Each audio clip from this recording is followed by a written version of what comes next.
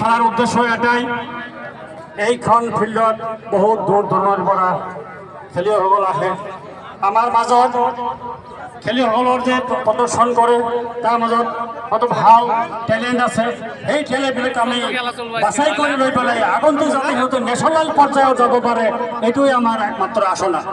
যা হোক আমি এখন খুবতীয়া ভিতৰুৱা অঞ্চল বহুত দিনৰ পৰা পিছ পৰি আছো চাৰিওফালে আমাৰ ব্ৰহ্মপুত্ৰে আমাক আকৰ্ষণ কৰি আছে তথাপি যে আমাৰ এই খুবতীয়া ৰাইজসকলৰ সহযোগত উত্তৰ অঞ্চলৰ সহযোগত ইমান ডাঙৰ এটা ফুটবল টুৰ্ণামেণ্ট জগত হৈছে লগতে আমাৰ উপস্থিত সমাজকৰ্মী সালাম শাহ আৰু আমাৰ মাননীয় আলী সাহেব আৰু ফুটচৰৰ কাউন্সিলৰ বা তেখেতসকলৰ সহযোগ পাই আমি এবাৰ গছিয়াছলি এইটো কৰিম বুলি আমি আশা ৰাখিছো উপস্থিত ৰাইজ আৰু ছাত্ৰ আৰু প্ৰজন্ম আৰু আলেমসকল আৰু গাঁৱৰ মুৰব্বীসকল আপোনালোকে সহায় সহযোগ পূৰ্ণ সহকাৰে আগবাঢ়িব আশা কৰিছো আমাৰ এই ঐতিহ্য আমাৰ এই খুবতী বাজাৰৰ ঐতিহ্য আমি সদায় বৰ্তি ৰাখিম এইখিনি আমি আশা লৈ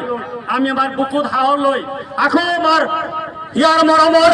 জুবিন দাক সোঁৱৰণ কৰি শ্ৰদ্ধা জ্ঞাপন কৰি শ্ৰদ্ধেয় ৰাইজ বক্তৃতাৰ মাজত মোৰ ভুলটো থাকিবই পাৰে